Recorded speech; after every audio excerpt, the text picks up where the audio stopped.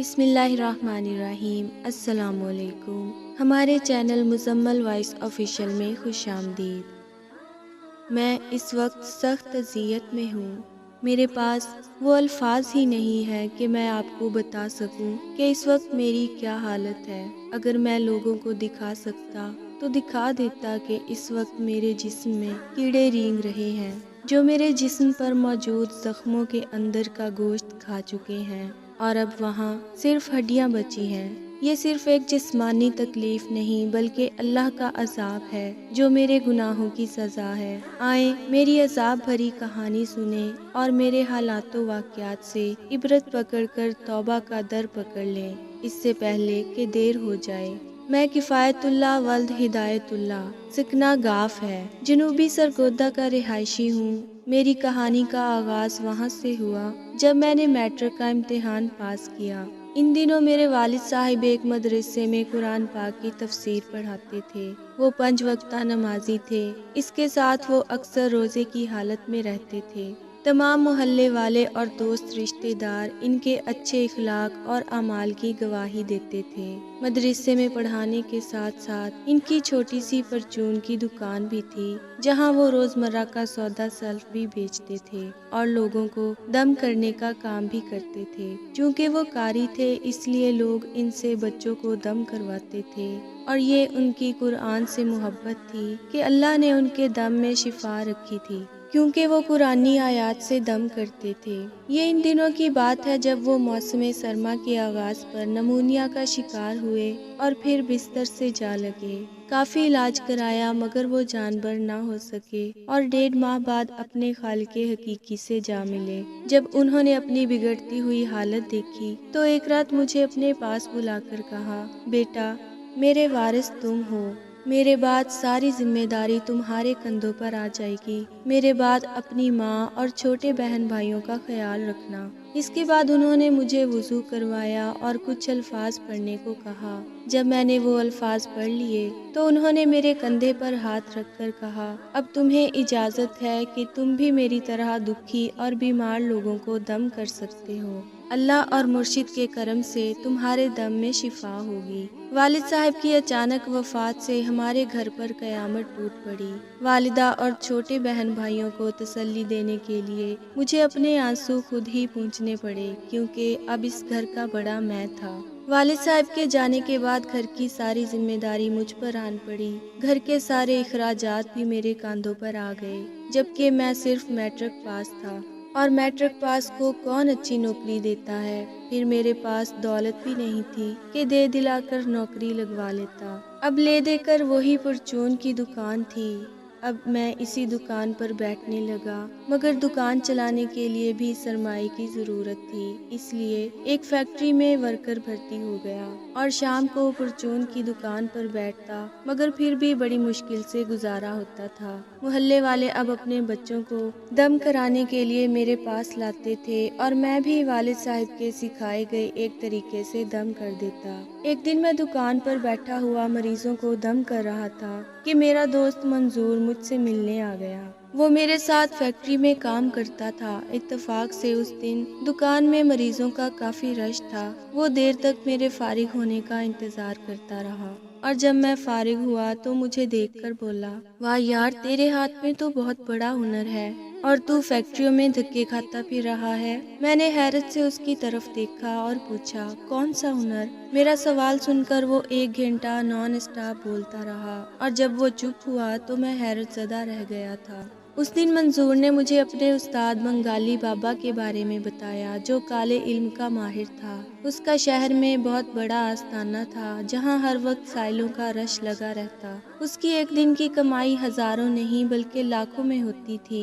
ہر جائز و ناجائز کام کے لیے لوگ اسی سے رجوع کرتے تھے۔ منظور مجھے اسی بنگالی بابا کے پاس لے گیا اور اس کی منت سماجت کی کہ مجھے بھی اپنے دھندے میں شامل کر لیں۔ منظور ایک چالاک آدمی تھا، اسے اگلے کو باتوں میں اتارنے کا فن آتا تھا۔ بنگالی بابا نے پہلے تو آئیں بائیں شائیں کی، مگر بعد میں 50% منافع پر راضی ہو گیا اور مجھے اپنی شاگردی میں لے لیا۔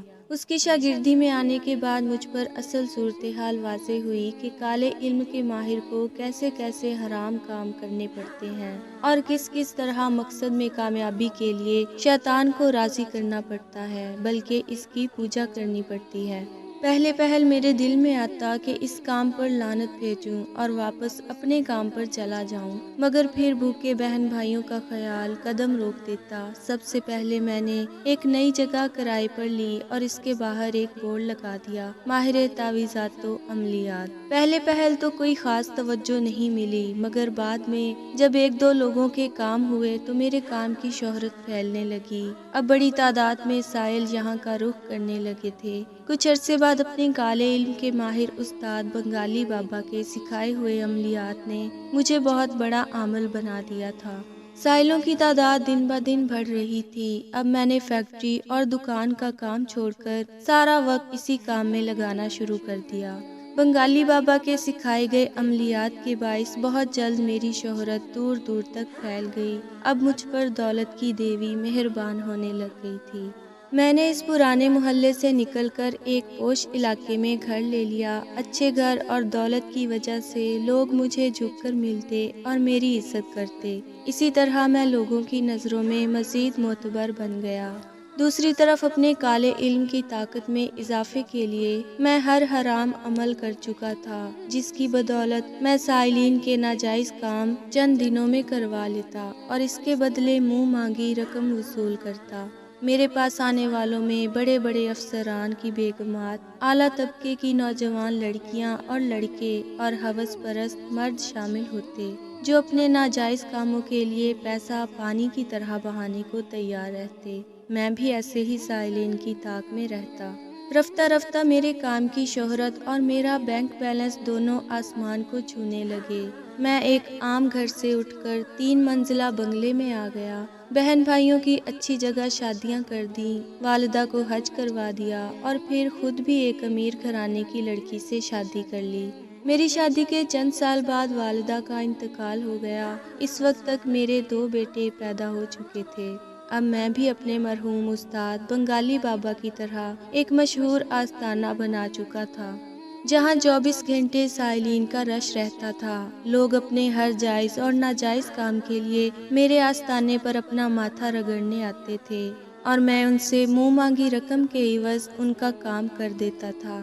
وقت گزرا تو میرے بالوں میں سفیدی آنے لگی۔ میرے بیٹے بہترین اداروں سے اپنی تعلیم پوری کرنے کے بعد اچھے عہدوں پر فائز ہو چکے تھے۔ اب میرا بینک بیلنس کروڑوں تک پہنچ چکا تھا۔ میری زندگی میں ہر طرف سکون ہی سکون تھا کہ اچانک ایک رات سوتے میں ٹانگ میں درد اٹھا۔ صبح شہر کے سب سے بڑے ڈاکٹر کو دکھایا تو اس نے پٹھوں کی کمزوری کا کہہ کر تسلی دی۔ کچھ دن افاقہ ہوا اور پھر وہی درد بے چین کرنے لگا۔ ملک کے نامی گرامی ڈاکٹرز کو دکھانے کے باوجود درد بڑھتا گیا۔ میں ساری رات درد سے کراہتا رہتا۔ پھر نشہ آور ٹیکوں سے کام لیا جانے لگا۔ ایک خاص مدت کے بعد نشہ آور ادویات اور ٹیکوں نے بھی کام چھوڑ دیا۔ درد تھا کہ بڑھتا ہی جا رہا تھا۔ میں سب کچھ چھوڑ چھاڑ کر اس کے علاج کے لیے بھاگ دوڑ کرتا رہا، مگر پھر بستر پر آ پڑا، کیونکہ اب ٹانگ پر درد کی جگہ بڑے بڑے زخم بننے لگے تھے۔ اب سارا دن بستر پر پڑا کراہتا رہتا۔ دونوں بیٹے اور میری بیوی اپنے اپنے کاموں میں مصروف رہتے۔ انہوں نے مجھے نوکروں کے رحم و کرم پر چھوڑ دیا۔ نوکر بھی سارے ہڈ حرام تھے، جو میری دیکھ بھال کرنے کے بجائے آرام سے سوئے رہتے۔ اب ٹانگ پر بننے والے زخم سارے جسم میں پھیلنے لگے تھے، جن سے بدبو کے بھبکے اٹھتے تھے۔ اسی لیے اب میرے پاس کوئی بھی نہیں آتا تھا۔ آخر کار بیٹوں اور بیوی نے مجھے سرونٹ کوارٹر کے ایک کمرے میں منتقل کر دیا، کیونکہ وہ بھی یہ بدبو برداشت نہیں کر سکتے تھے۔ اب میں سارا دن ان زخموں سے اٹھتے بدبو کے بھبکوں اور گوشت میں رینگتے کیڑوں کو دیکھتا ہوں اور اپنے ان تمام گناہوں کو یاد کرتا رہتا ہوں جو میں نے دولت کے لیے کیے تھے۔